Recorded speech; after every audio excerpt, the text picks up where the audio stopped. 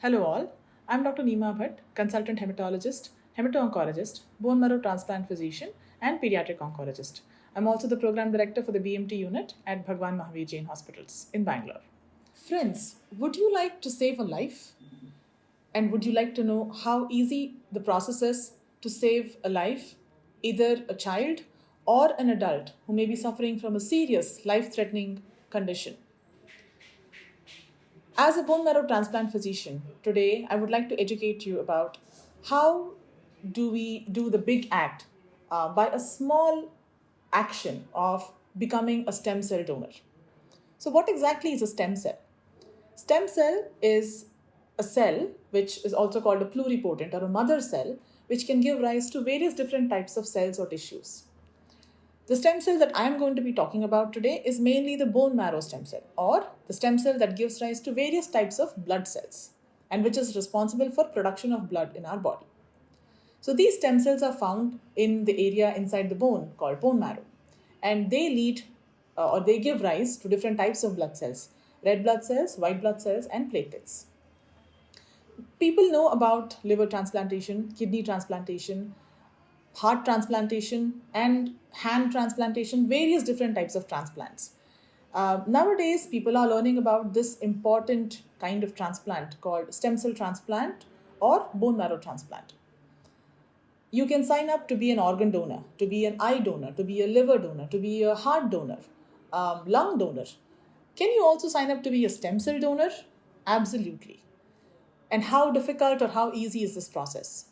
So let me take this opportunity to educate you about stem cell donation and what it is used for. So stem cell transplant is the process for which stem cells or blood stem cells are used.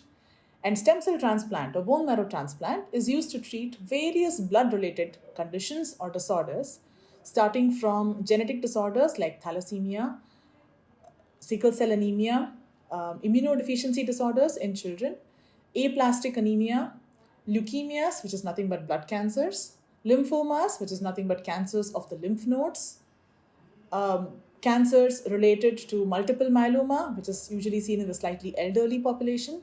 So, various types of blood disorders can be treated, not supported, but cured or treated with stem cell transplantation. And the source of treatment for this stem cell transplantation is stem cells. So, how do you donate stem cells? Just like you sign up to be an organ donor voluntarily or out of your will, it is very easy to sign up to become a stem cell donor. All you need to do is either go on Google or look on a website called Dhatri, where you will find the steps to register yourself to become a stem cell donor. Once you register as a volunteer stem cell donor, these registries will send you a small kit home with which you can just take a buccal swab or a cheek swab. Sometimes it may involve you giving a small blood sample, and this information is processed and stored in the blood bank or stem cell registry. When a patient requires stem cells, their requirement by the way of HLA typing is matched with the entire registry, and if a match is found, that patient can be the lucky receiver of stem cells for which you might be the donor. So, what is the process once you have registered as a stem cell donor? In case the registry finds a match for a patient and with you as a stem cell donor, what are the next steps? The registry contacts you and informs you that you are the match, or you have become the match for stem cell transplant to be able to save a child. It could be a child's life, it could be an adult's life, it could be a teenager or an elderly person's life from a life-threatening blood disorder. Once you receive the intimation from the registry, all you have to do is undergo a health evaluation. So they will basically screen you for certain blood disorders and cardiac conditions and various other blood disorders and infections to make sure that you're free of all those and you're healthy enough to be a fit donor. Once this is done, you have to receive certain small injections to increase the amount of stem cells in your body. So we all make blood cells on a regular basis, on a minute-on-minute basis in our body. So whatever these injections are, they just increase the amount of stem cells that are already being produced in your body. And these increased stem cells are then collected as part of the stem cell product, which is then used for stem cell transplantation for the patient.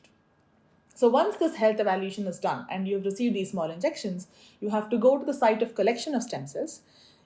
They just put a small IV cannula and you're connected to a machine which does all the work. So it selects these particular stem cells and it is collected in a bag, and the stem cell product is immediately either airlifted or transported by road to reach the patient for whom stem cell transplantation has been planned. Once the process is over, you will be disconnected from the machine and you can go home absolutely normal. So your blood will not be removed. It is only these extra stem cells that you are making, remember, by the millions, that is collected by this machine, and that can be used to save somebody's life. So once the stem cell product reaches the hospital, the recipient or the patient who has already been prepped to receive these stem cells receives them, and it takes about a week to 10 days, sometimes up to 2 weeks, for the patient to start responding to the treatment or stem cell transplant so they can be cured from their life-threatening disorder. After you've donated stem cells, you forget all about it. You get back to your life. You are back with your work, your family, and doing your normal things in life without any issues or side effects.